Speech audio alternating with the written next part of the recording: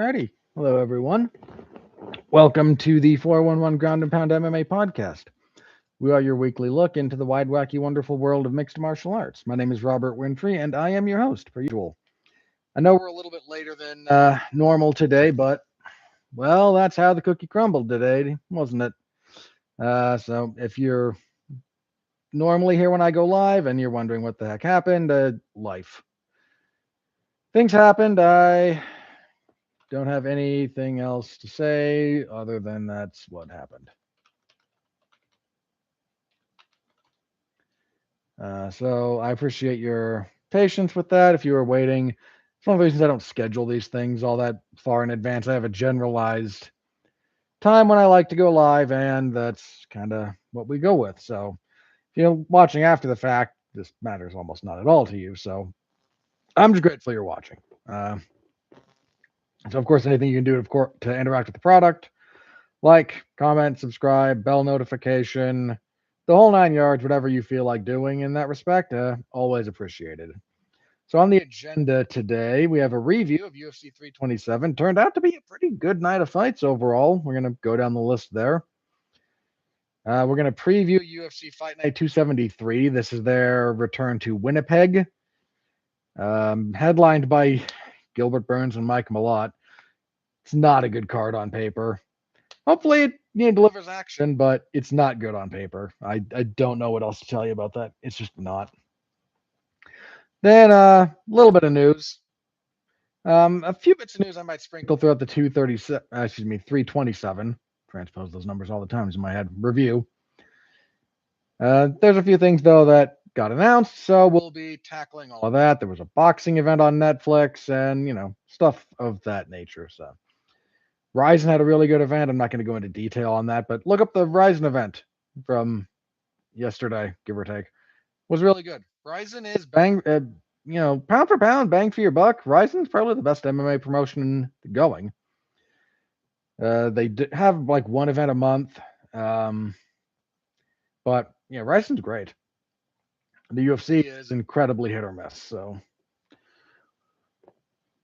but the UFC is on every week, so figure out what you prefer on that. If you want to just use it as second screen viewing, it's there. All right, that's what we've got for the intro. Let's jump into this, shall we? UFC 327 from the Kaseya Center in Miami. They did not have a good night. They did not sell all that many tickets. You can tell because the seats in the Kaseya Center are colored very bright red for the Miami Heat. So covering those was difficult. You could see very much. They're like, oh boy, there's big spots that are empty. They still did just under a $7 million gate, which is certainly nothing to sneeze at, but this was the lowest gate they've ever had at this venue. The UFC trying to price every event like they're a big boxing event taking place in Nevada, not working out for them. Starting to see the diminishing returns on a bunch of that. That said, the crowd was pretty good for the most part. So thumbs up to the crowd. There was enough of them for the first fight of the night, and bless them, they got treated to something pretty cool for the first fight of the night. So there's that. All right, let's get into the predictions. They went iffy. 7-4 with one draw. A little annoyed at that. What did I switch? I switched the main event. I had a heart attack. I'm sweating the way this prediction's going. Okay, like the whole night. I'm not that far above even.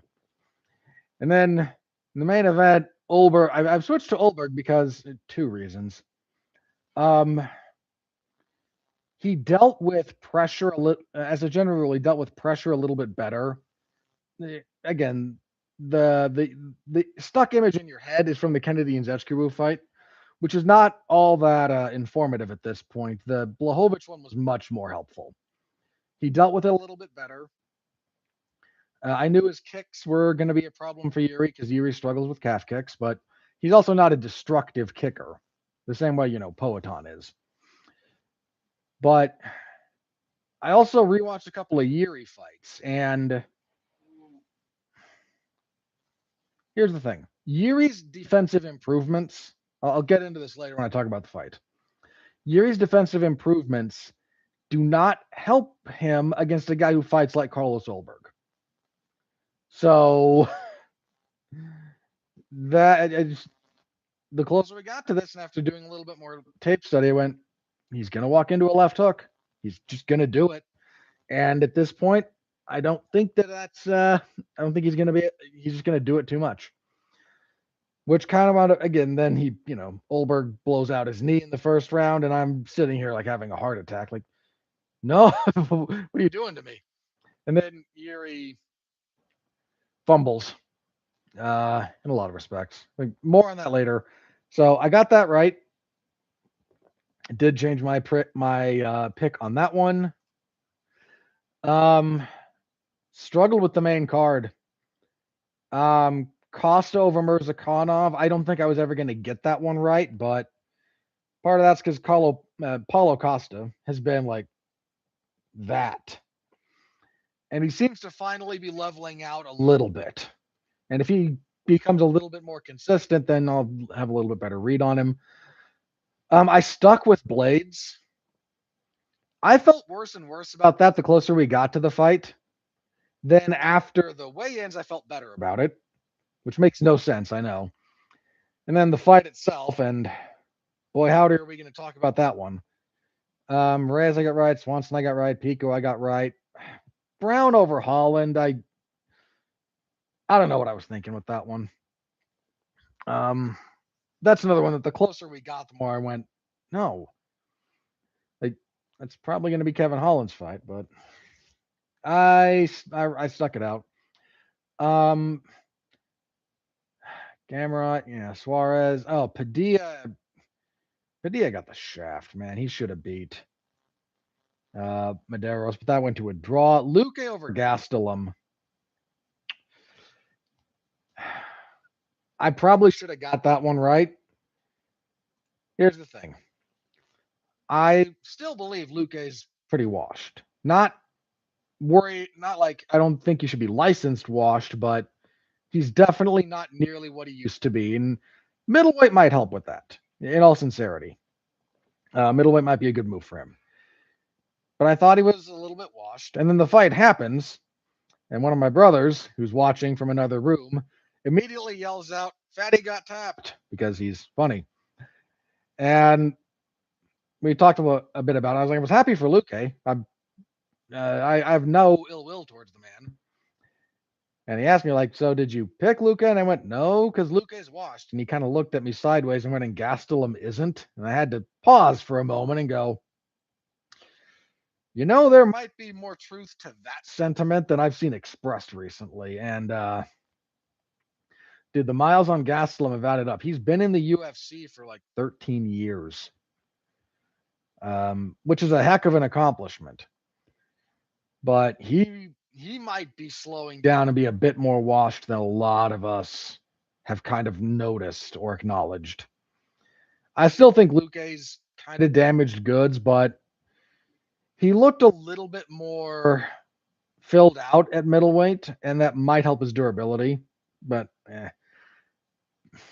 probably should have got that one right, because picking Kelvin Gastelum is a real dicey proposition. Picking either of these guys was never going to feel good. But I should have gone with my heart that time, and I didn't. So, okay. So ultimately, again, 7-4-1. Year to date, 105, 33-2 with one no contest. I've got to do better the next couple of weeks. I'd really like to get that number higher. Yeah, 7 is not great. All right. So as for the fights themselves, main event: Carlos Ulberg defeats Yuri Prochazka via knockout punches, 3:45 of the first round. This fight is high drama. Comes out, some nice calf kicks coming from Ulberg. Yuri returns a couple of them. Yuri's defense to calf kicks is generally, I'm going to throw them back at you, which works surprisingly well. I've said this about a few other guys. Conor McGregor was never great about checking leg kicks, but if you threw them at him, he'd throw them back. And even if you're not as good a leg kicker, throwing them back at the other guy is still a valuable and viable way to like mess with them and get them to stop doing it. That was kind of Yuri's game plan there.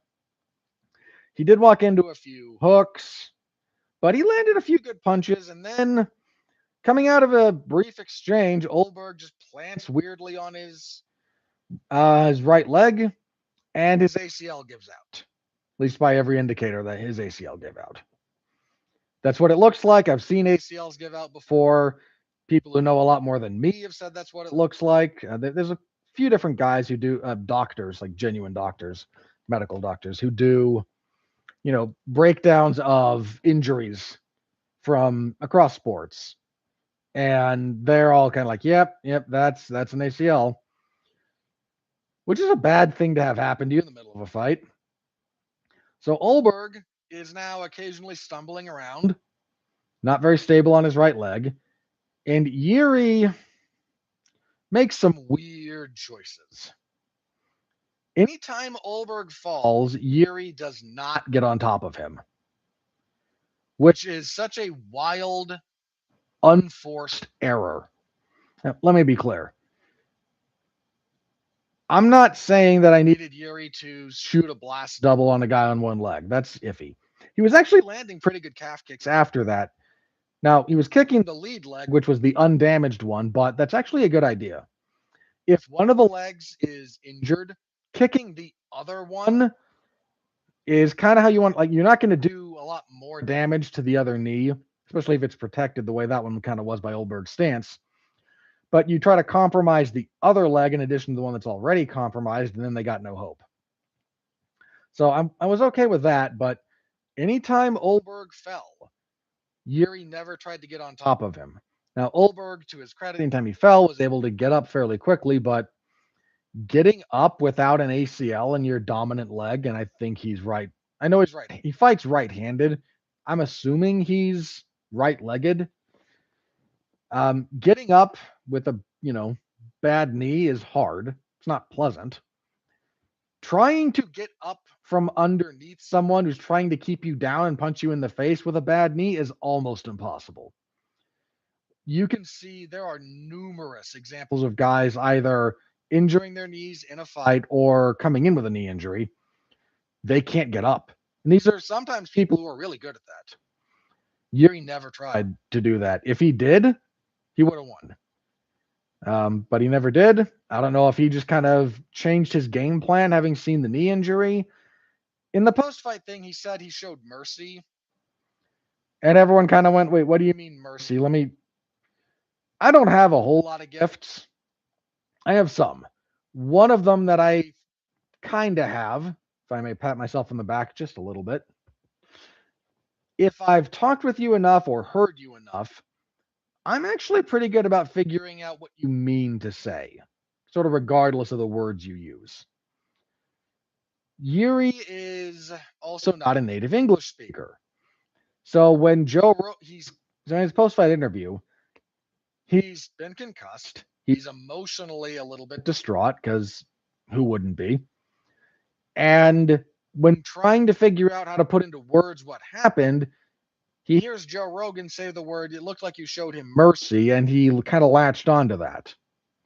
Now, he did not show mercy in the traditional sense of the word mercy. I think that would be a misread.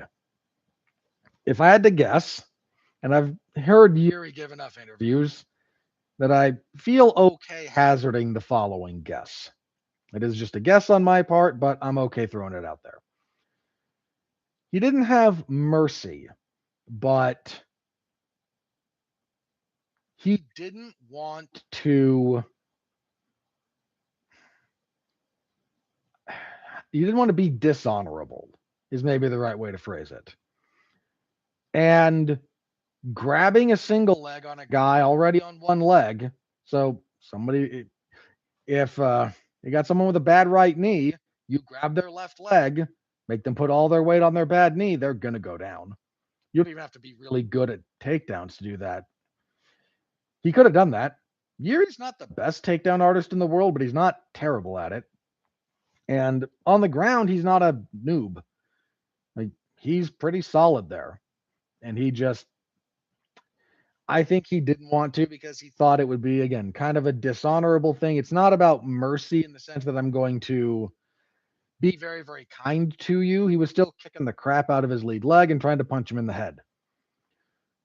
That is, as a general rule, not the path of the merciful. But I think it was also, again, him trying to express, I changed my game plan a little bit because now I know I've won. And let's be very clear, that is an accurate assessment. If you pause everything right after Ulberg's knee gives out, at that point, Yuri has won. If everything goes the same way, he has to now actively lose it. When fights start and they're pretty even, you have to go win. At a certain point, when you're winning, you have to then lose. It's a weird. I hope I'm making the point clear there. And at the point that after Ulberg's knee injury, Yuri has won that fight. There's almost no chance Ulberg comes out for the second round if that round ends. If he does come out for the second round, it's going to go real bad for him real quick. A few more leg kicks. We've all seen people fight with knee injuries, but it's rare that you see someone suffer a major knee injury in the cage and persist for 4 more rounds. There's stuff going on in your joint after that kind of an injury. Stuff builds up, fluid, blood, everything gets swollen, everything gets tighter, nothing wants to move right, everything gets stiff. If Ulberg goes back between rounds and sits on the stool, I don't know that he can fully get up under his own power. I mean, he probably would, but if you just sit for a full minute with your knee bent like that after the ACL is gone and all that damage all that stuff is accumulating in there, standing back up and getting to move around is real. It's just more and more and more difficult. It would not have gone his way. And rather than take the tactic of, I'm going to be very safe, see out this round and let your corner or the doctor stop the fight for you, he gave him a chance. He was still going to, fight him the way that he wanted to fight. And again, somewhere in the translation issue, that became merciful because he gave him a chance, which was foolish. Yuri afterwards going, this is a very hard lesson for me to have learned. Dude, Yuri Prochazka is the closest thing the MMA, the UFC, not the MMA world. He's the closest thing that the UFC has to a real life anime character. Foreigner, obsessed with Japanese culture. And every anime character has their dark arc. Something bad happens to them and they dress in black, they invert the color scheme. I don't know what's the general term for that. It's like nega, N-E-G-A. And now he's going to become a horrible cheat. Again, if I'm jokingly writing this out, he's going to turn into a horrible cheater for like 5 fights in a row because being good is not rewarded. If I were writing it. As it stands, this is probably a thing he will try to take moving forward, but Yuri is just going to Yuri. So yeah, after the injury, we have a comment here. Nico Belch. Why are people hating Ulberg? Humble guy, entertaining, be a great champion. I'm not hating on Carlos Ulberg. Let me start there. The notion that he is entertaining, I'm going to quote you here, entertaining as hell. I've sat through too many of his fights that were not. He can be, he is not reliably entertaining. Will he be a great champion? The division sucks. I don't know. I don't even know how long he's going to keep this belt. Dude, his ACL's gone. He's gone the rest of the year now. Like, we'll be very, very lucky if he shows up in December. Like, he's got to have surgery. He's got to rehab. Then he's got to get ready for another fight. I'm not hating on the guy. He won this fight fair and square as you could. Did it with a bad knee. Like, how many times have we seen people suffer a knee injury, and just collapse and do nothing. He got up and he kept fighting, never gave up on himself. Not for 1 second was he going to quit on himself. That is commendable. He absolutely got a stoppage that he earned. I'm not going to throw any shade at him. I'm going to say I think that belt is still cursed because dude, you finally got the new champion, a guy who hadn't officially lost to Pereira in the cage, and in the fight, he blows out his ACL. And now he's going to be gone for 8 months, maybe longer. If there's a complication, heaven forbid. Like ACL surgery and rehab it's become a bit of a common thing these days, but it's still not easy or simple, and it's time consuming and painful and very unpleasant. There's a non-trivial chance that Paulo Costa, more on him in a minute, is going to be in some kind of an interim title fight in 6 months. This division just sucks. And it has for a while, and I hope Ulberg, I wish him well. Like, I've sat through some bad fights of his, but the number of fighters with no bad fights to their name is vanishingly small. He's had some real doozies that were stinkers. He's had some good finishes. This was a good finish. I'm not going to throw a lot of shade at him. I mean, one of those fights that was really sucked for him was the Jan Blachowicz fight. Oh no, he didn't look good against Jan Blachowicz. No one looks good against Jan Blachowicz. Even if you beat him, you don't look good doing it. You kind of just muddle your way through.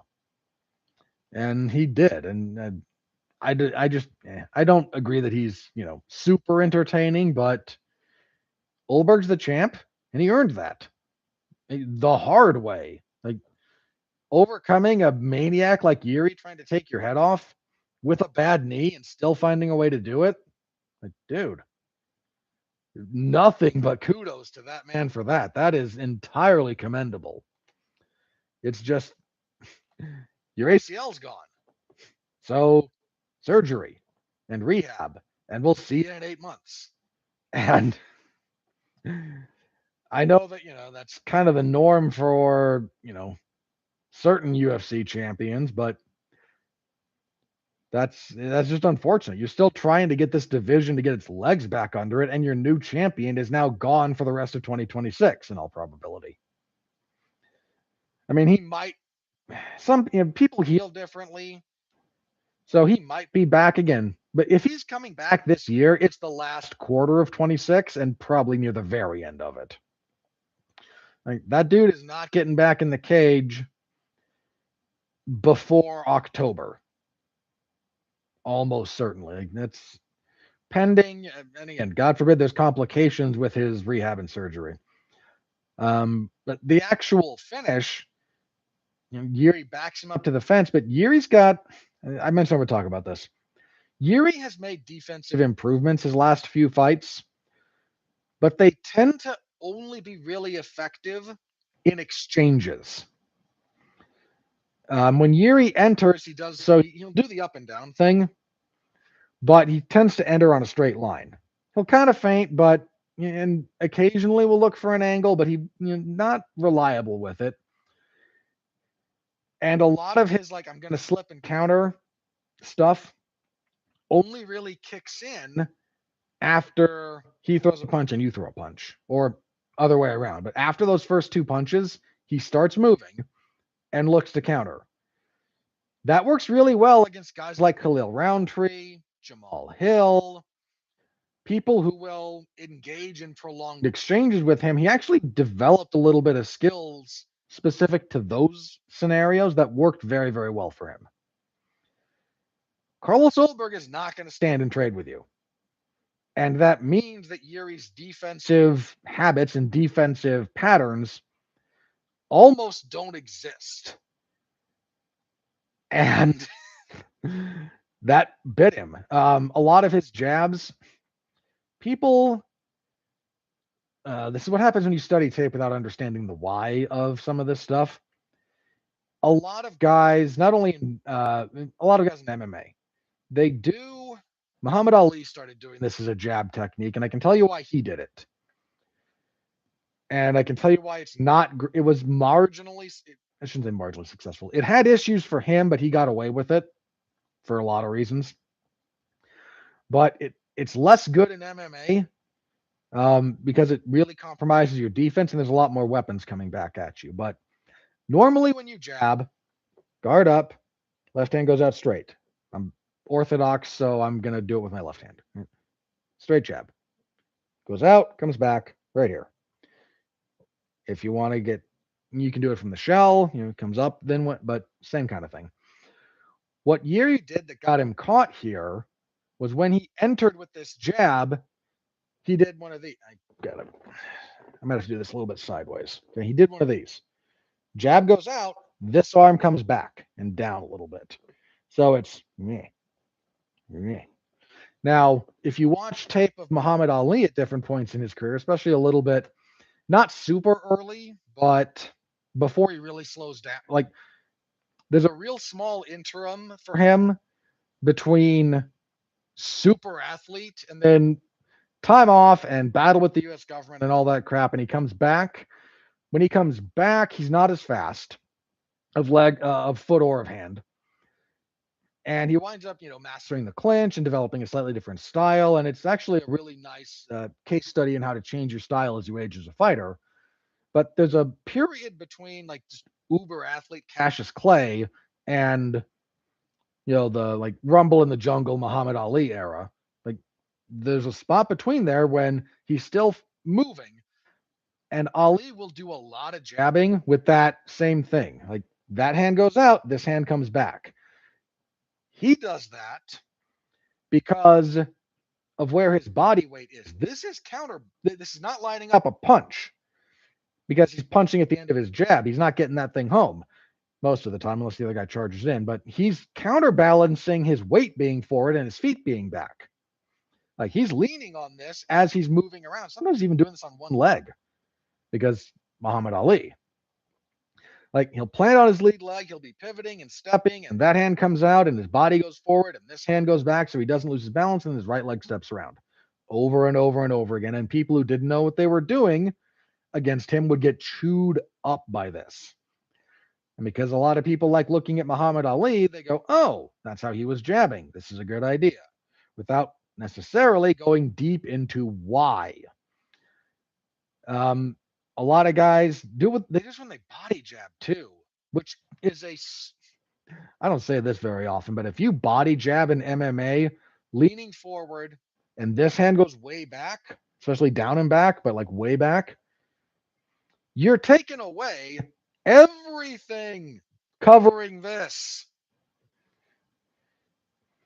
This is how Jose Aldo like killed that dude who body jabbed him he intercepted him with a knee to the head, just floored him.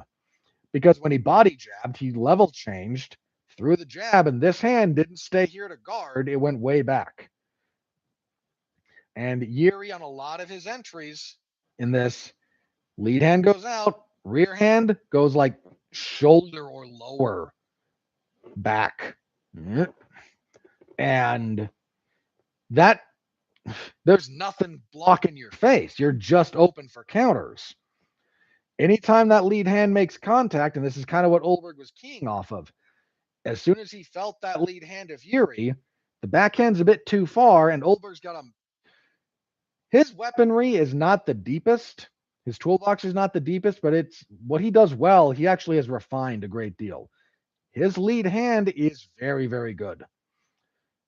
Anytime he felt that that kind of off center, off balance, out of position jab from Yuri touch him, block, immediately that left hook was coming. Immediately.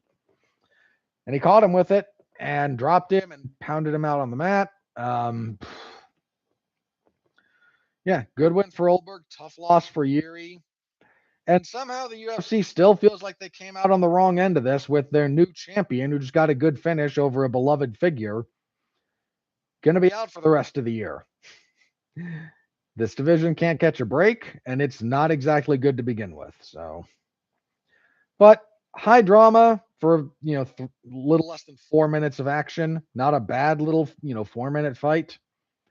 Very few complaints there. Co-main event: Paulo Costa Defeats Azamat Murzakanov via TKO, head kicks, 132 of the third. I can give Costa a little bit of credit here. Fighting opposite stance fighters.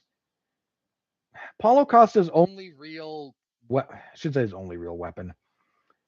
Costa's only real weapon in space is his right leg. If he gets you if you get into the pocket with him, his weaponry opens up. At space, it's the right leg mostly. His jab is nothing to write home about. His right hand is good if he can land it, but the delivery system, again, if he has to close from kicking-ish range into punching range, navigating that space with his right hand for him is iffy. If he gets you against the fence, that's really where he does his best work, with his hands. But against southpaws, his right leg is a very, very potent weapon because he can just sling it at you. And that's kind of what wound up happening here. He actually started struggling a bit in the second round. Murzakanov, even when taking body kicks and struggling a bit at times, kept coming forward, and Costa did better here moving backwards than he has pretty much ever before, but he's still not quite the same fighter. Part of what led to the finish in the third was Murzakanov not really blocking the high kicks properly. Looks like his left forearm or wrist got really messed up. And then, one of them just finally kind of caught him, and between the damage to the arm, which was up like that one, if you're real good, and bear in mind, when I say real good, if you're professional level and you do kickboxing, kicking the wrist is a legitimate scoring technique. Kicking the forearms can be fine to neutralize somebody's power hand, maybe break an arm if you kick hard enough and they don't block properly. But again, if you really know what you're doing, you aim kicks at the wrist and you will mess someone's day up with those. Be real careful doing that in the gym because it's kind of I wouldn't say scumbag thing to do, but you don't want to do that to your training partners.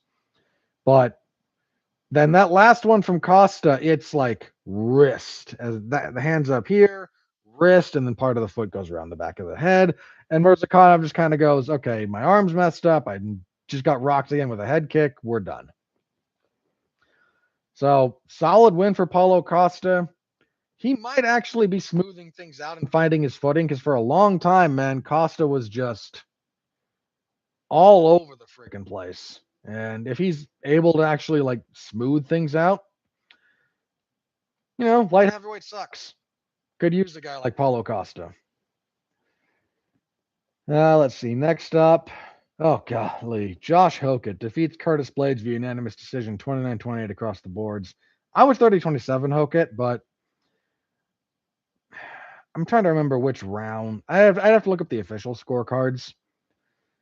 I think a lot of the judges gave Blaydes the first, given how it ended. I don't think he did enough to overcome what happened to him early in that round, but I'm not losing my mind over it.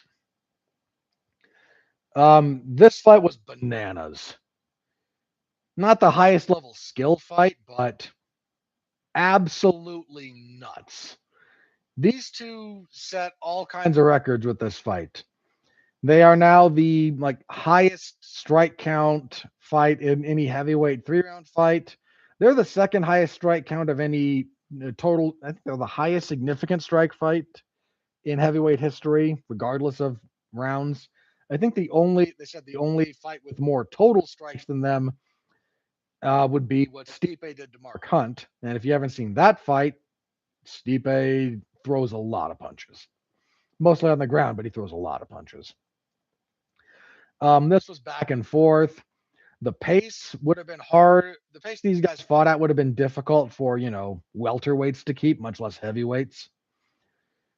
Josh Hokit has fast hands, good power. Curtis Blaydes, and there were some combinations that Hokit landed that I don't know how Blaydes stayed upright.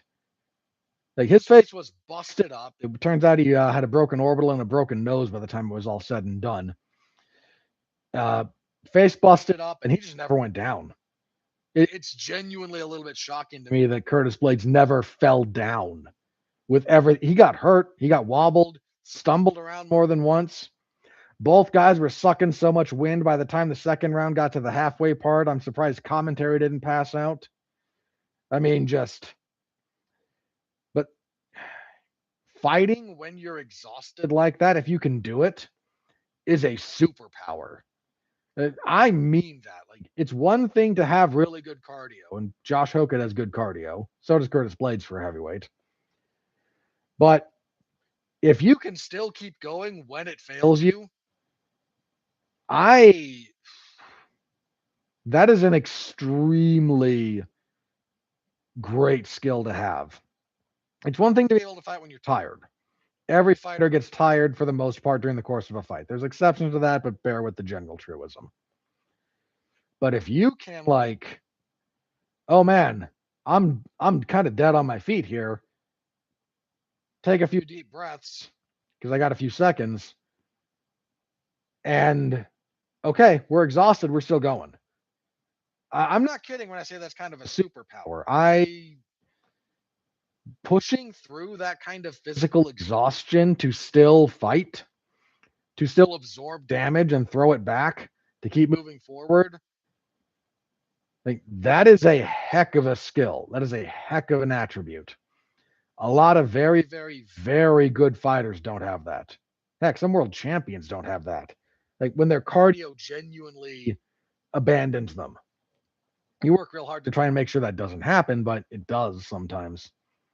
There's plenty of guys who have, at that level, of the same level of physical fatigue that Josh Hokit and Curtis Blaydes were experiencing in the second round, would just completely fall apart. And these two guys kept going. Dude, Josh Hokit sprints. I mentioned it before that thus far, there's bits of what he does that reminds me of very early Cain Velasquez. I'm not going to take that back. Now, he got shot up the ranks a lot faster than Cain. Like I mentioned this last week. Cain's third fight in the UFC was not fighting the equivalent of Curtis Blaydes. Because of that, Cain got to develop a lot more in general. Hokit is still going to work on some of that, I would assume. But he's going to wind up in a position where he's going to wind up doing this a lot more and trying to beat guys with just activity. Because it's heavyweight, that'll work. That'll work on some really good guys. But, and like I mentioned, like, if you've never seen early Cain Velasquez, when I say early, I mean like his couple of pre-UFC fights, like his first three or four in the UFC. Some of those fights are dodgy for a couple of minutes, but whoever he's fighting just can't keep up with him for a duration. They can do it for bits and pieces because he's still raw and developing, but he can just keep doing everything longer and at higher intensity than you can keep up with, and then you fall apart. And then once you start falling apart, Cain would just cut you to ribbons. That's kind of what Hokit is doing right now because there's not a tremendous amount of sophistication. So he's still developing that, but now he's in a position where he's not going to get a lot of chances to try that out in the cage. I mean, he came out of this without any broken bones, apparently, which is a minor miracle considering how much damage these two threw at each other.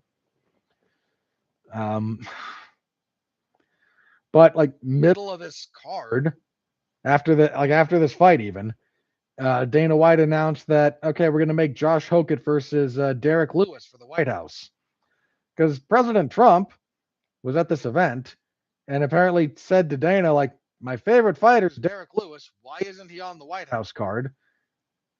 It's a fair question. We all kind of wondered why the UFC hadn't booked Derek Lewis for that event. And now they've just made that fight. Now, if I'm Derek Lewis and I haven't actually signed an agreement yet, get a raise. The UFC's now publicly said this. If you know the president wants it, you have a small bit of leverage at this moment in time. Get more money out of this. I mean, what was it? Because there was something related to that too, that somebody said, like, oh man, Josh, I think it might have been Hokit, like, he's gonna fight on the White House card and make so much money. Like, no, he's gonna make whatever his Contender Series contract says he's gonna make. The UFC doesn't do that. He might get maybe a little one, but like, he's not getting a new deal for that. He's still gonna have to fight the other fights on that deal. That's just how that's the UFC's business model. They did announce that all bonuses for the White House card will be $1 million. So there's that. Anyway, yeah, Hokit and Blaydes was your fight of the night. Totally cool with that. Wasn't my personal favorite fight of the night, but it was a wild affair, bloody back and forth. There was a lot of blood last night. There was a lot of bloodshed. Yeah, Costa and Mirzakhanov had some. Mirzakhanov's face got busted up. Hokit and Blaydes had plenty. Landwehr was bloody by the end of it. Pitbull was cut up. Kevin Holland got cut up a little bit. Vivix didn't. That didn't matter. Francisco Prado, first fight of the night, got cut open pretty badly on the forehead. Chris Padilla got cut open. Yeah, there was a lot of blood. And I'm a bit of a gorehound, so La Sangre does not bother me. But yeah, great fight, worth the time. Look this one up. Good old sloppy fun. It reminded me a little. Other people were saying like, "Oh, this is the best heavyweight fight ever." No, this isn't quite the first fight between Mark Hunt and Bigfoot Silva, which had the benefit of 5 rounds. It's also, if we're just talking dumb action heavyweight fights, respectfully to all people who have not seen the following fight in question, this ain't Don Fry and Takayama. It's sort of it is a dumb action, dramatic, bloody, back and forth heavyweight brawl, and God bless it, I am not complaining. But it's not the best. I still think the first Hunt and Bigfoot fight has it beat. And if we're talking all heavyweight fights ever in MMA, if you've never seen the absolute insanity that is Don Fry and Takayama, pause this, go watch it, thank me later. That fight is bonkers. And again, you can thank me afterwards if you've never seen it for the recommendation. But this was great. Look it up. A good time was had. Josh Hokit's got his next fight. Blaydes is going to have to, physically recover. He's another guy who's been with the UFC forever. Kind of a perennial guy near the top, but tough loss at this stage of his career. Not insurmountable, not crippling, but a tough one. Dominic Reyes defeated Johnny Walker via split decision, 29-28. This fight sucked. I am almost positive these two fought this way because somebody bet the over. I don't know what the odds exactly were on the over-under on this, but given the propensity, I may have jinxed this when I said at least someone's going to lose funny. And it turns out, no. The fight just sucks out loud. This was terrible. Awful. Awful fight. Miserable experience. You'd think at least with these two, one of them would have the common courtesy to lose in a funny fashion the way they have in the past, but no. Of course, they did not. So there was innumerable circling and leg kicking and occasional jabbing. This was awful. Do not watch that fight.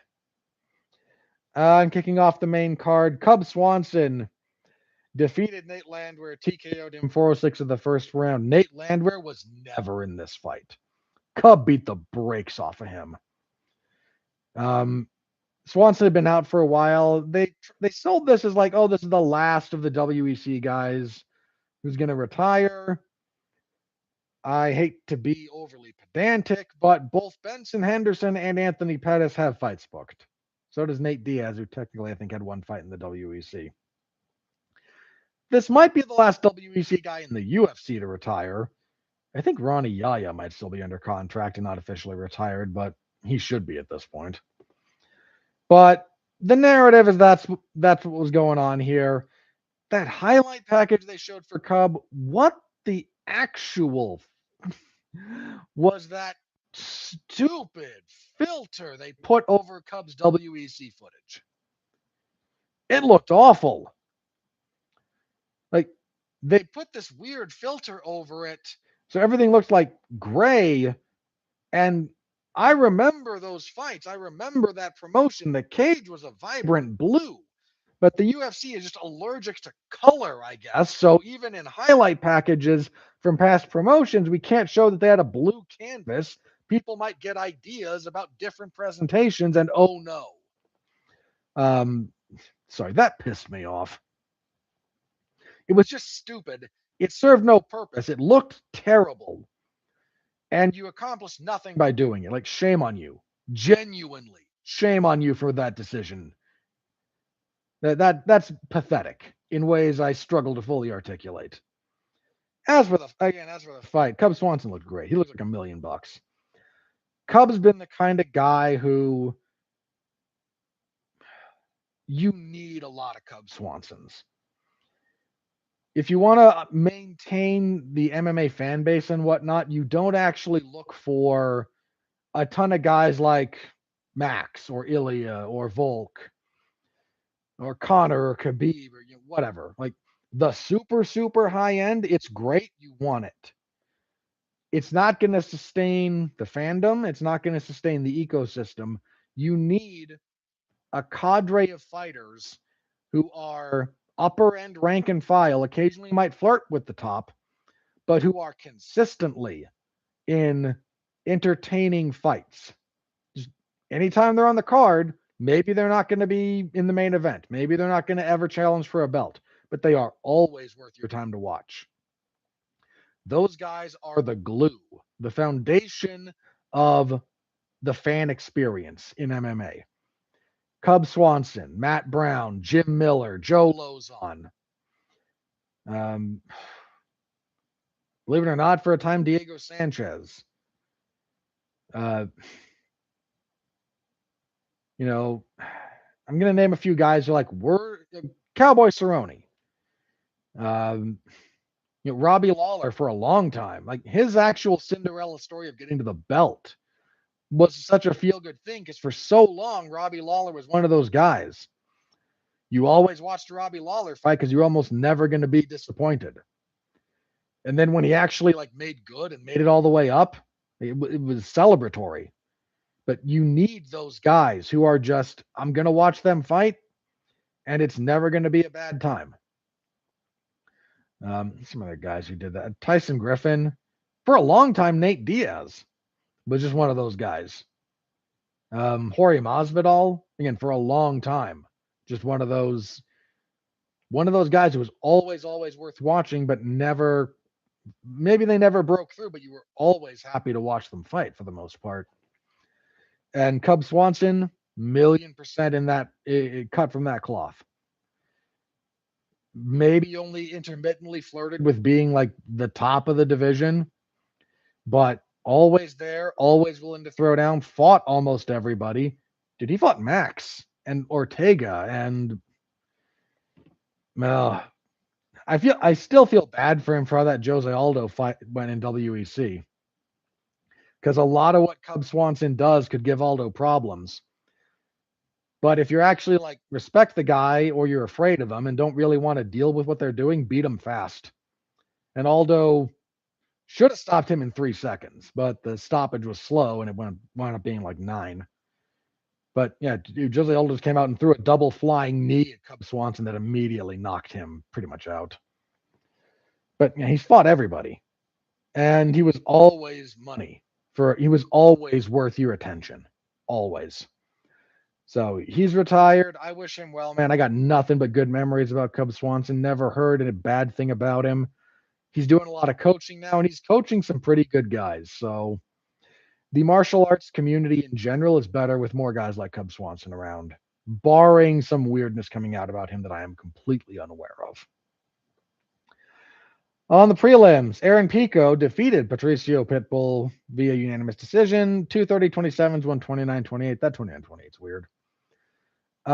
Really solid overall showing from Pico. A little bit slower first round, but picked up in the second and third. Started getting some pretty good boxing combinations going. Rocked Pitbull more than once. Hit him with a really nice uppercut. Real appropriate takedowns. Really kind of fully like mature and realized skill set from Aaron Pico here. Very much needed this win after what happened in the Lerone Murphy fight, but good win for him. Kevin Holland beat Randy Brown via unanimous decision, 30-27. I thought Brown took the third, but Holland taking 1 and 2 is fine. Not a great fight. Mateusz Gamrot ran over Esteban Ribovics via arm triangle for 4:19 of the second. Afterward, he said, "My last 2 fights have been against guys ranked below me. Ribovics was unranked, but the point stands. Now I'd like to fight someone ranked above me." Yeah, he also name dropped Diego Lopez if Lopez wanted to try his hand at lightweight. Him and Lopez would be something. I stylistically that would be fun. I don't think that was a bad call out. I think it's unlikely just because I don't know that Lopez is going to leave featherweight, but I don't know that he's going to stay there now that he's lost to Volk twice. So who knows? Tatiana Suarez defeated Lupe Godinez via rear naked choke, 2:29 of the second. Suarez just entering stupidly opposite stances, got cracked with a right hand early in that first round. Dropped to a knee. Godinez got her back, but she wound up trying to wrestle Suarez a bit too much, and Suarez is an exceptional wrestler. Wrestled her way back into it. Second round, got her down fairly quickly, got her back, choked her out. Fairly academic. Chris Padilla and Markel Medeiros fought to a majority draw. This was originally announced as a majority decision for Padilla because that's what it was written. The actual scorecards were 28-28, 28-28, and 29-27. There was a point deduction to Prado. Excuse me, not Prado. There was one to Prado, but more on that, but that's for later. Medeiros was deducted around a point in round 3 for an eye poke. He'd kind of been flirting with eye pokes the whole fight, and the ref kept telling him to knock it off, and he finally did poke Padilla, so the ref just took a point. The crowd cheering for point deductions in this card, by the way. Like, the crowd wants the rules enforced. Who'd have thought? So anyway, originally the scorecards were 2 28-28s and a 29-27, but on the part of the scorecard that said official result, it actually had printed out with Chris Padilla via majority decision. So that's what they announced, and they changed it later. That's what Buffer announced. I'm not even blaming Buffer for this one. There was the one a couple of weeks ago when he just read the wrong card. And that was on him. This one, the card he was given was wrong. I don't know who screwed that up on the commission side or whatnot, but I don't blame Buffer for that one. He didn't even misread the card. It's just what was said down there. And that said, Padilla should have won this fight. I don't know how you get Medeiros 2 rounds. This was a really good fight, by the way. Look this one up. Lot of technical stuff, high pace from Padilla, pretty good calf kicks, some good dirty boxing. These 2 guys cut each other up with elbows. They beat the crap out of each other. This was a really good fight. In fact, this was my fight of the night. Look, Hokit and Blaydes, wilder, sloppier, more entertaining in a crude, for want of a better expression, kind of way. If you want to see just a good technical brawl, Padilla and Medeiros, look that one up. That one will be worth your time to watch. Vicente Luque got Kelvin Gastelum out of there with an anaconda choke, 4:08 of the first. Somehow Gastelum, he lives on his chin a little bit. That's been true for a while, but I think it might be catching up with him. Got into the pocket, ate an uppercut and a left hand from, I think it might have been an uppercut right hand. Couple of punches that sat him down. Luque gets on top. Gastelum tries to wrestle up, but he gives up a front headlock. Vicente Luque has a really, really good front headlock series. He locks up an anaconda choke, gets the tap. Good win for Luque. Very needed. He was not doing well his last few fights, and definitely looked better here than he has his for the last little bit at least. And kicking everything off, Charles Radke defeated Francisco Prado via unanimous decision, 30-26 across the board.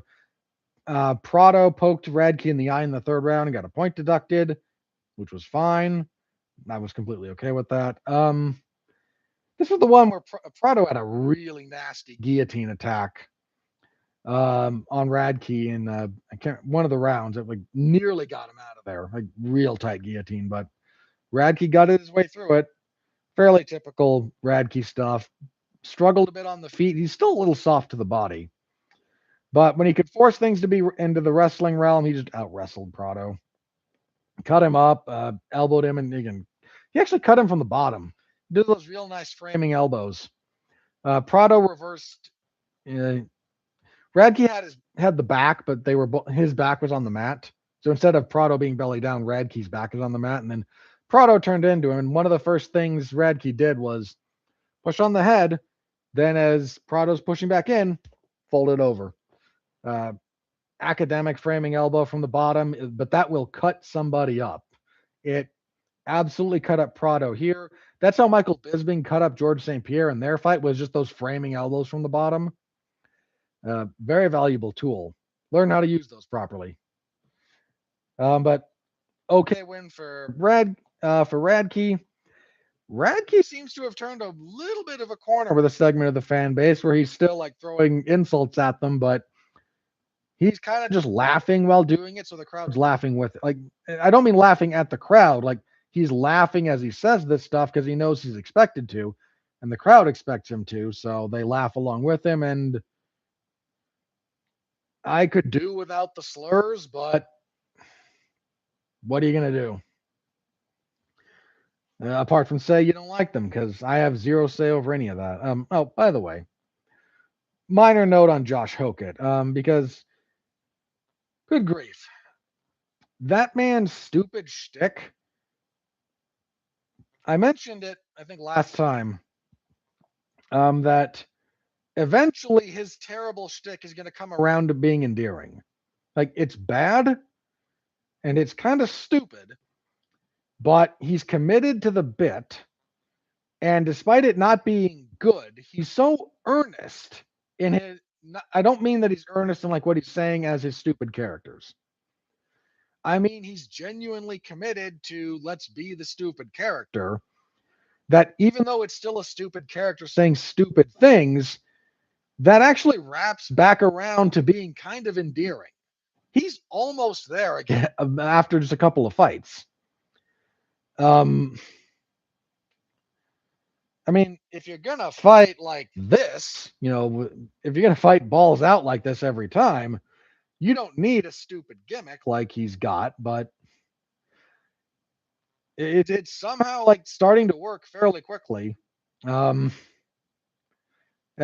dude, if you're going to fight like a madman every time, the fan base will forgive your stupid gimmick very quickly, no matter how stupid it is. And again, this is stupid. It's not very good. It's not interesting. It's a bunch of bad rhyming. That's clearly cribbing from a fighter who was cribbing from a much better professional wrestling promo. But here we are.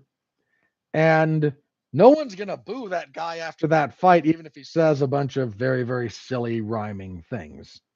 And he did, because that's kind of what he does. But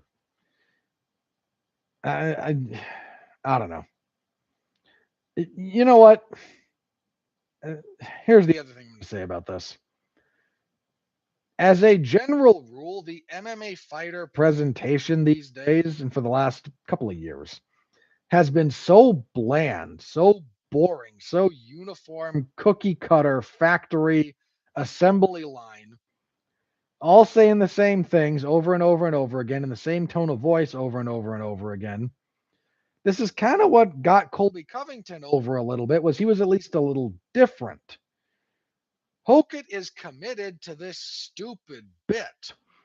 But when no one else is even trying to do something remotely entertaining, to the extent that this is entertaining at all is debatable, but he's not doing the same thing everyone else is doing, at least. And he's sincerely putting forth effort to be memorable and engaging. even if your engagement is to cringe and want to throw a tomato at his head. And nobody else is doing that. Everyone else is doing the same things. And I think the fan base is just so desperate for anything to latch onto that even this stupid bandana, sunglasses, he's about this close from like doing the shoe polish dye job on his beard and like aping a Hollywood Hogan promo instead of the rhyming thing. That, oh, look, color, something interesting, something not even interesting, something different and slightly novel. And I'm going to say it this way. Like what Josh Hokit's doing is not cynical. It's stupid. I don't like it. I wind up just tuning out almost everything he says because the vast majority of it's nothing. But he's not, again, it's not actually cynical. It's sincere quasi performance art. And this is true of pro wrestling, this is true of MMA. Sincerity will actually get you a connection with the fan base. Now, I know a lot of people, I saw some of the reaction to this, like, why does he choose to be a douchebag? He doesn't have to be a douchebag. That's true. George St. Pierre wasn't a douchebag, and, everyone loves GSP. That's very true. The other thing about GSP, and I love GSP. George St. Pierre was the star he was, partially because of his persona, mostly because he was one of the greatest fighters the sport's ever seen. Do you know how many people tried to be GSP? A lot. You know how many of them got even a fraction of his notoriety, fame, and money? Almost none. You've got to get people to pay attention. George got people to pay attention first by winning dominantly. Second, he was actually this is such a wildly different time in the sport that I have to talk about this just a little bit. If you look at the old post-fight pressers, if you look at the old presentation of fighters when George was coming up in like early days as a champion, everyone else is doing their talking in fight gear. They're wearing these, terrible shirts and hats, and they look like billboards and their fight posters. George was one of the two guys in the sport who would show up to a post-fight presser in a suit. He made a point of looking like a professional. He stood out because he was different. Now a chunk of the fighters do that anyway.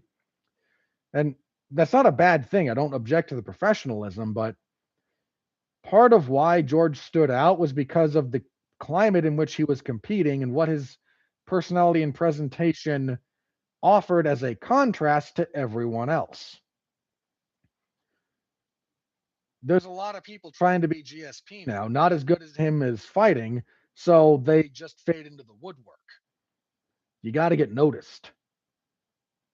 God help us, Josh Hokit's getting noticed. So take that for whatever it's worth. But personally, could I do with less, just unbearably bad trash talk that's just thrown out there? Yeah, I could. But these guys have to make noise to get attention, to get paid. And look, my only advice to Hokit would be, if you're going to fight like a maniac, that will speak for itself. You can dial back the shtick if those performances are what you're going to do on the regular. That will stand out more than your stupid rhymes. Take that for whatever it's worth, everybody. But that's all I wanted to talk about there. Your bonuses, I mentioned already, fight of the night, Hokit and Blaydes, 1,000,000%. Performances went to Carlos Ulberg and Josh Hokit, and here I must object. There was no reason to give that to Hokit. Cub Swanson got screwed. Cub Swanson 1,000,000% should have got one of those bonuses. If not him, then Vicente Luque. Double bonusing Hokit was unnecessary from where I sat. There were other performances that I thought were better. Fight of the night, 1,000,000%. Individual bonus, no, I don't agree. But my full report is in the MMA Zone to 411mania.com. So go give that a read if you are so inclined. I appreciate it. Did not, you know what? No, I kind of did figure that would take about an hour. So we're about on schedule for what I had anticipated. Alrighty. Thank you to anyone who may be joining. If you would like to hear the full review of UFC 327, I just wrapped it up. So use the slide bar, go back, and you can hear the whole thing. Otherwise, we are moving on to preview UFC Fight Night 273, the UFC back in Canada for this event. All right. Let's get my stuff set up here. So your main event, I will talk while I do this because I can multitask, is Gilbert Burns versus Mike Malott. This is not a terrible fight. In fact, there's a couple on this card. They're not great, but I do think there's a few things we could find here. Question here from Ralhito. Do I think Canadian events are kind of low tier? In general, no. This one, yes. The UFC's gone back and forth on this a little bit. Sometimes they bring really good stuff to Canada. Sometimes this is kind of phoned in. I don't think there's another way to phrase that. Your main event is Burns and Malott, and it's downhill from there.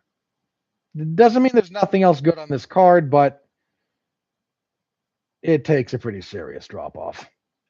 So this event, clearly not trying to put their best foot forward. I do think they don't save their marquee stuff for non-Canada venues. They save their marquee stuff in Canada for big Canadian venues.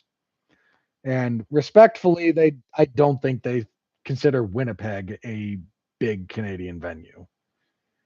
They save a lot of the bigger stuff for Toronto or Montreal or something like that. But for stuff like this, or when they went to Nova Scotia, or some of the stuff on like British Columbia or Edmonton, they don't bring their best for those. They don't bring their best to a lot of places in the States either at this point. So it's not a uniquely Canadian phenomenon. Anyway, Burns and Malott, I don't hate the fight. Let me start with that one. Burns, been around forever. Much respect. The dude's almost 40. He's on a 4-fight losing streak. Now, in fairness to his losing streak, I'll list you the people he's lost to. Bilal Muhammad, champion. Jack Della Maddalena, champion. Sean Brady, top contender. Michael Morales, top contender. He's not losing to just the rank and file. If he loses to Mike Malott here for 5 in a row, that's a hard conversation he's going to have with himself about his future at almost 40. Because Mike Malott would be probably the worst guy he's lost to. Certainly in the last... Would that be the worst guy he's lost to in the UFC? Look at this. His first... that Rashid Magomedov loss was a little dicey. I actually would think that at the time Burns lost to Michel Prazeres, I think that was that version of Prazeres was better than Malott is now. So if he loses this fight, he's got a serious conversation to have. But as for Malott, he completely fell apart against Neil Magny, rebounded okay with wins over Trevin Giles, Charles Radke, and Kevin Holland. That Holland fight was weird. Like, he took some damage in that one too. But I don't know that I can pick Burns at this point. The 5-round thing is complicating. For the record, if this were 3 rounds, I would actually, over 3 rounds, pick Malott easily. But the longer this goes, man, I think the more chance Burns has. Malott's had cardio issues, and I just don't think Gilbert Burns has enough left in the tank. Now, again, his current losing streak is all to the very top of the division, but he's took some bad losses in a few of those fights. I mean, JDM knocked him out. Michael Morales did some damage. What are the odds? Ooh, they're big in favor of Malott. Okay, for whatever this is worth, I would not be comfortable holding plus 320 on Gilbert Burns over 5 rounds with Mike Malott.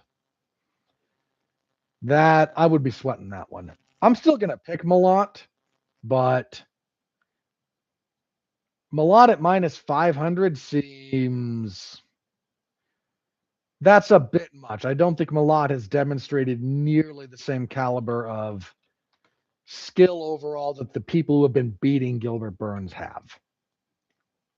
For whatever that's worth. Co-main event. This is actually another one of the good fights on this card. Kyler Phillips and Charles Jourdain. I like Phillips.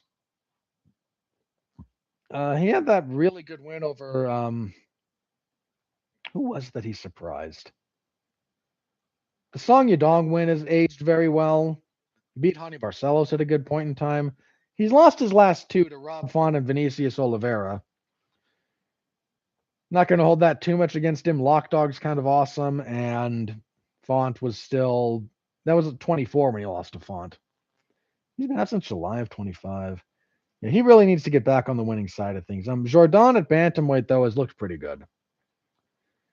He's 2-0 since moving there. He's choked out Victor Henry and Davey Grant. His guillotine choke is pretty nasty. Phillips will give him problems in the first round, is my hunch. But I don't think that Phillips is sustainable over the full fight, and I think Jourdain is. So I'm going to lean towards Jourdain. Yeah, the odds lean towards him too. But there's definitely room for considering Phillips in that fight. Just put it that way. Don't sleep on him there. Lightweight, Mandel Nalo and Jai Herbert. Or Jai Herbert. He's had a weird UFC run. Like, he debuted losing to Francisco Trinaldo. He lost to Renato Moicano. He beat Kama Worthy. He lost to Topuria after dropping Topuria. He beats Kyle Nelson. He goes to a draw with Ludovic Klein. He loses to Ferrasium. He beats Rolando Bedoya, who's just not very good. Then he loses to Chris Padilla. That should not have been split. I thought Padilla had that fairly handily. Nalo, on the other hand, I need more resources than what I have. There we are. So Nalo's Canadian, 14-3, 5-fight winning streak. 14-3 with a no contest, excuse me. Weight class, lightweight, 6-foot lightweight, okay. Slightly, not the biggest lightweight, but bigger. Fights out of TriStar. Ooh, I got my issues with them. Coming off a Contender Series win. Okay. Jeez.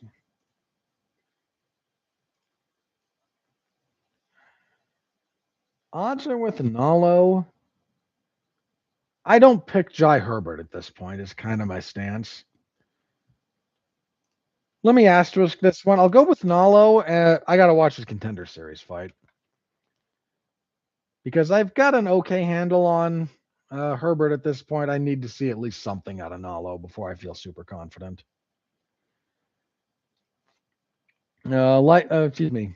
Women's flyweight next. Jasmine Jasdavicius and Karini Silva. So Jasdavicius had a good winning streak and then got smoked by Manon Fior. Manon beat the brakes off of her. And Silva been a bit had a good UFC winning streak. At one point, lost to Viviane Araujo, then beat Yanni Barbosa, and most recently lost to Macy Barber. These two are both actually solid fighters. Let me just go with the odds on this one.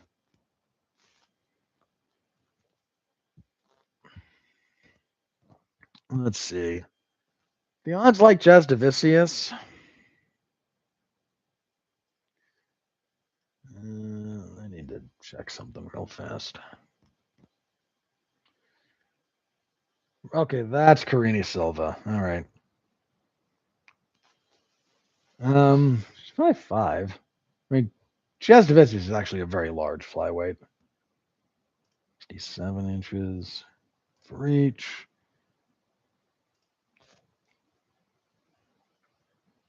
Yeah, they're roughly the same size.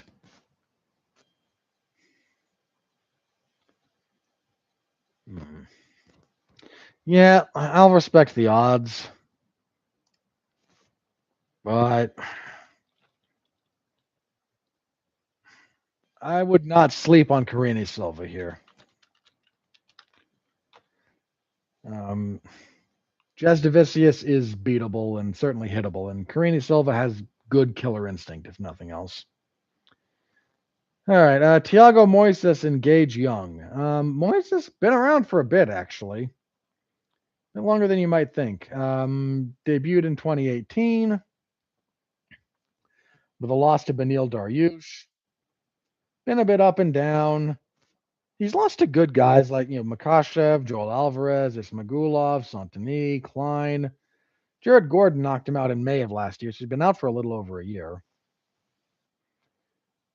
Gage Young, on the other hand, still fairly young in his UFC career. He's 10-3, 1-1 in the UFC. Lost to Evan Elder, beat Mahashate. Moises is a little long in the tooth, but this also might be young guy going in a little bit over his head. Odds are slightly with Young. I got to pick a dog at some point just on principle. I'm going to go with Moises. I'm going to reserve the right to change my mind on that one. But in general, I'm going to go with Moises. This is kind of pinging my young guy over his head a little bit against a vet. It's pinging my radar for that, which is not foolproof, but I think has been okay as a general rule. Dennis Bazukia and Marcio Barbosa. Bazukia has just kind of been there. 12-5, like 1-3 in the UFC. Exactly 1-3 in the UFC. Lost to Sean Woodson and missed weight. Lost to Jamal Emmers. Beat Connor Matthews, who's not very good. Lost to Francis Marshall. Yeah, he's Barbosa, 17-2. That's respectable. 4-fight winning streak. Coming off a contender series win. Not a surprise. Supposed to fight somebody else here. Zhu Kanije, looks like. Well, that was a little bit ago. I just don't think I picked Bazukia as a sort of general rule at this point. I just don't think he's, all that good.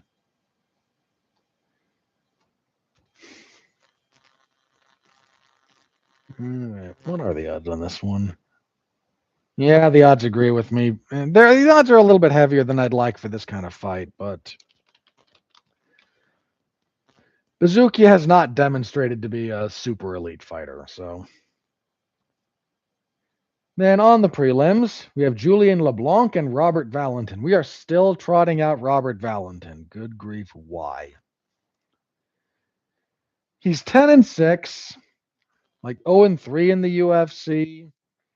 Came in, lost an Ultimate Fighter finale, and dude lost to Torres Finney.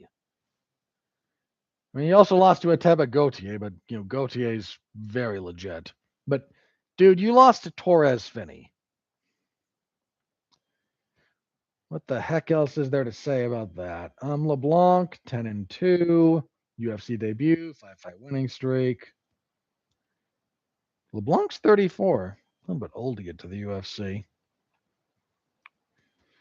I don't pick Valentin. As at this point, like I would need something very, very specific to pick that guy, and I don't see much here that would incline me to pick him. God help us, heavyweights. Tanner Bozier and Gökhan Sardakam. I'm mispronouncing that. I'm sure he's Turkish.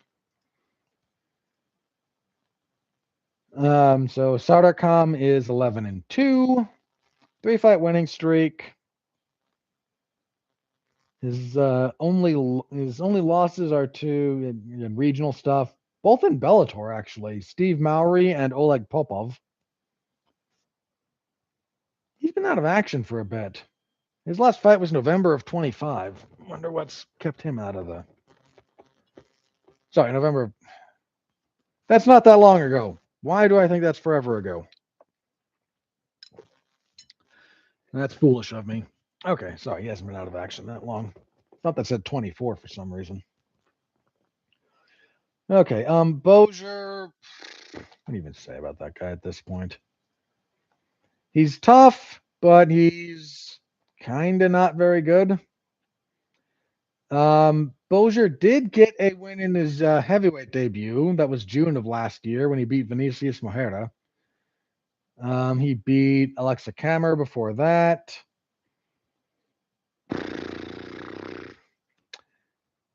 I don't know. I don't know enough about Sardakam to have a really strong opinion.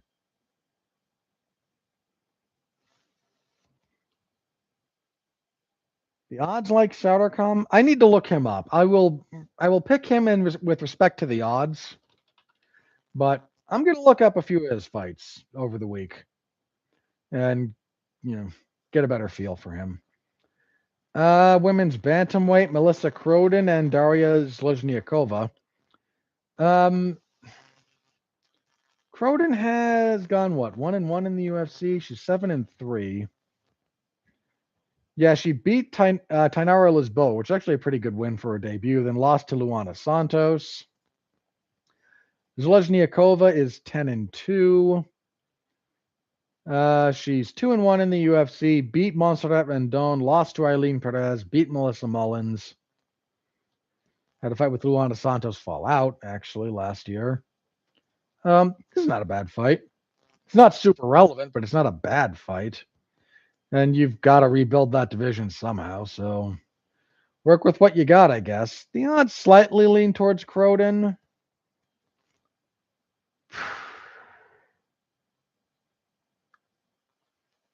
I need to. I hate to do this again. Hang on. Let me get to that note. I will respect the. I'm going to respect the odd. Hang on. I'm going to respect the odds here. I haven't picked a lot of underdogs. You know what? No. Let me go with Zlezniakova, pending my double checking of something about. I need to. I know how Croden fights against a certain kind of opponent. I need to double check how I think that's going to match up with the Zlezniakova. But let me pick the underdog just for the sake of picking an underdog here. Flyweight, Mitch Raposo and Alan Nascimento.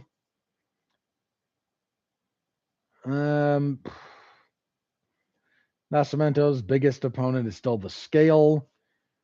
Raposo's not a bad flyweight, but Nascimento's actually decent. So I'm going to go with Nascimento. Let's see. We have JJ Aldrich and Jamie Lynn Horth. JJ Aldrich is just a rock solid, unspectacular fighter. She's coming off a win over Andrea Lee. It was March of last year, so she's been out for a while. She lost to Veronica Hardy before that. JJ Aldrich is, again, she's just rock steady, part of the woodwork. Horth, somewhat by contrast, has gone 9-2. Horth's the bigger fighter. See, Horth on a 2-fight winning streak, wins over Vanessa Demopoulos and Teresa Blaydes. Horth is 5'7", 66 inches of reach. Aldrich is 5'5". Okay. This is largely going to be about whether or not Horth can actually get things into the clinch. Aldrich moves a lot, got a pretty decent jab, but not much more than that. I think this is just Horth. This is not the kind of fight Aldrich tends to win unless Horth has really fallen off, which is certainly not outside the realm of possibility, for the record. Bantamweights, John Castaneda and Mark Vologden. So Castaneda, 2-2 in his last 4. He beat Muin Gafurov. He beat Kyung Ho Kong. He lost to Daniel Marcos and Chris Gutierrez. Not a lot of shame in those losses. Marcos is pretty good, and Gutierrez is no slouch. Vologden, 12-4-1. Lost his UFC debut, right? No, lost a Contender Series fight. Got a contract anyway. Oh, right. He fought Martinetti in that absolutely insane fight. Oh, yeah. If you didn't see that fight from the Contender Series, by the way, Martinetti and Vologden, look it up. It's on their YouTube channel. Was probably the best fight of 2025. I'm inclined to favor him over Castaneda. The odds are very close. Castaneda is good, as mentioned. I don't think he's a scrub, but I will go with my. The notion of Vologden actually coming in and like having some success, I think, would be nice. And kicking everything off, we have Jamie Siraj and John Yanis. So Siraj is our Canadian, 14-3, 2-fight winning streak. His last loss was to Diego Brandao. Was that the Diego Brandao with a record of 29-22, I assume? Yes, indeedy. That's crazy, Diego, from the Ultimate Fighter in the UFC. He's a little bit crazy. Giannis, the Juice, 9-4, lost his UFC debut to Austin Bashi.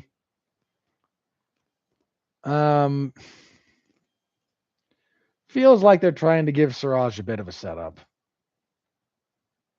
It's not a super setup, but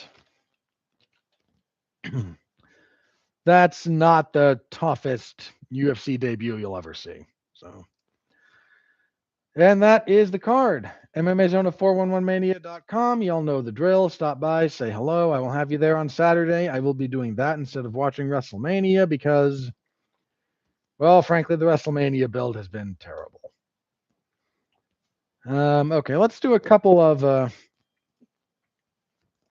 quick news items here. Pardon me one sec.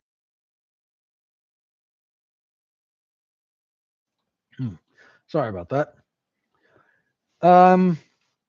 Couple of bits of news. I already mentioned a few things that came out of UFC 327.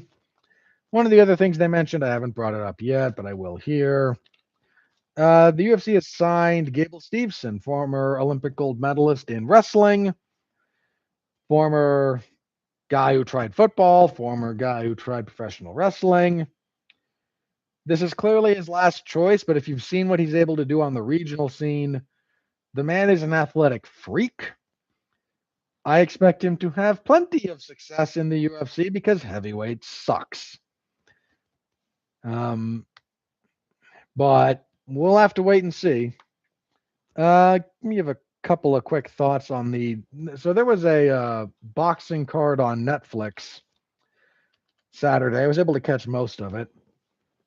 The big thing there was Tyson Fury defeating Makhmuradov and calling out Anthony Joshua. A lot of people have been trying to make Fury and AJ in the UK for years at this point. It's a little past its sell-by date, but better late than never.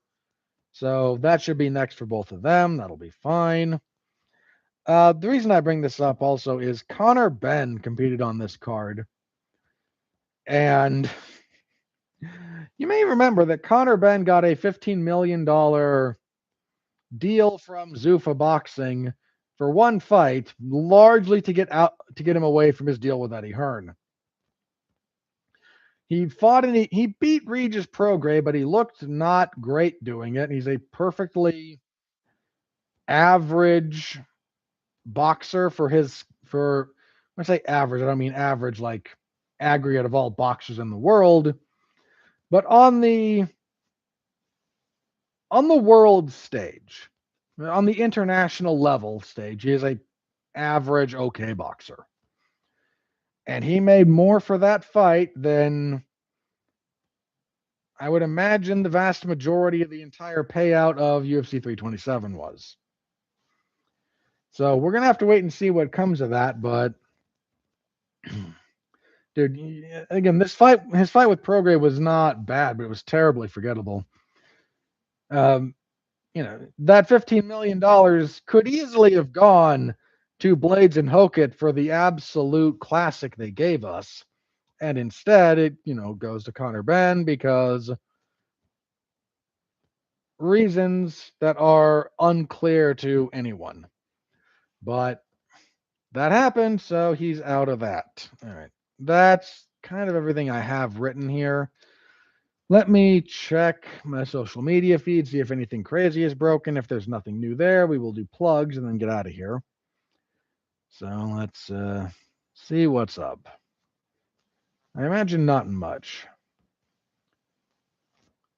My feed at least has a lot of pro wrestling, partially because I covered AEW's Dynasty event earlier today. It was not bad. Oh god. The video promo that they showed for the White House card that's like almost AI generated. Oy vey. What a missed opportunity to actually, do something cool. Just lazy. Just pure laziness.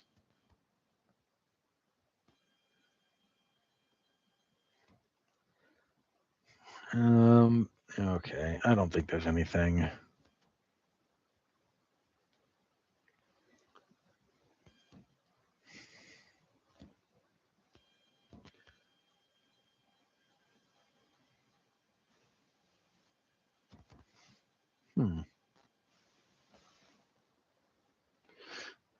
Sorry, that's tangentially related to MMA, but I won't bring it up. I think we're mostly done here.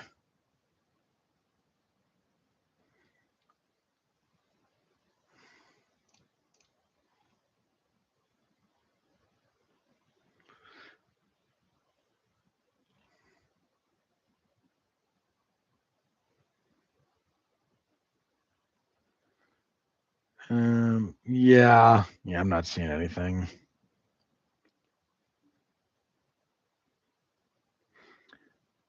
Okay, let's do plugs and get out of here then. So, thank you all for being here. I appreciate the heck out of you. As I mentioned, I got done not too long ago covering AEW's Dynasty. You can find that in the Wrestling Zone of 411mania.com. I cover WWE SmackDown every Friday. I cover UFC events on Saturdays. And occasionally I pinch hit for other stuff. So you can find me over there on any of the, doing any and all of that. Monday on Damn You Hollywood, Mark Radulich and I will be talking about In the Blink of an Eye. It's a streaming movie, and I'm happy to spend no extra money on it. So tune in for that. Last week we reviewed. Why am I blanking? Why am I blanking? I'm blanking because Mark made me watch Bullworth. That's why I'm blanking. Oh, yeah, the Super Mario Brothers Galaxy movie, which is not actually a movie. It's a bunch of loosely related TikToks in a trench coat. Tune into the full review. That one is me, Mark, Alexis, and Zachary Strobel. We have a good time. The movie's not very good, but we talk about it. Thursday, I was on trial for Bullworth because Mark wanted to talk about it, and he wanted to talk about it with me. So I was okay to take that plunge. Rapping Warren Beatty was not a thing I ever needed to see or hear, but I guess I have now. So you can check that out. My movie review stuff and all that other stuff is over on the W2M network. You can find them on YouTube, Facebook, Twitch, a lot of other places. Give any of those a follow. We have a good time. As mentioned, this week, Mark and I are talking a streaming movie. So stop by, say hello. Should be a good time. And I will be back here next week. We will review UFC Fight Night 273, and we will preview, I believe, that is April 25th. I am going to, yes, indeed. We will preview UFC Fight Night 274. We're back at the Apex. This fight night is headlined by Aljamain Sterling and Yusuf Zalal. Who else is on this card? Rafa Garcia and Alexander Hernandez. That's not terrible. Davey Grant and Martinetti. Martinetti, the other half of that crazy fight from last year. I like a Davey Grant fight. That's not bad. Montel Jackson, Hani Barcelos. There's a chance that sucks. Norma Dumont, Jocelyn Edwards will probably suck. Cleta Alencar and Yulia Polastri. Meh. Adolfo Vieira. Okay, we're down into the dross a little bit. Boucher is back against Ryan Spann. That will probably suck. Myra Buena Silva, who's still employed for some reason. Okay, you know what? There's some not good stuff on that card, but there are a few good fights on that card. So that actually might be better than the one this coming week. So we'll give it a full preview next week. So be back here. We'll have a good time again. Or something approximating a good time. I don't know. If you hate watching, I will accept it. I'd rather you enjoyed it, but I'll take whatever I can get. So, but that is the show for the week. So again, thank you all very, very much for listening. Throw the video a like, leave a comment. I appreciate all of that. I try to interact with you guys whenever possible or whenever I remember because I'm getting older and the recent memory is iffy. My long-term memory, good. Converting all of my short-term stuff into long-term, well, I've been better at that in the past. I'm still kind of working on it. So I'll see you next week, though. Thank you again. Share the show around if you know anyone that you think might enjoy it, you think might hate it, and you want to prank them. Or if your kids use the soothing sound of my voice to lull them to sleep. I will take anything I can get as far as that goes. So if that works for you, I'm not going to complain. Anything I can do to make your life a little bit easier in that respect, I will do. So thanks again. See you all next week, everybody. Until then, continue to be well, be safe, and behave. See you.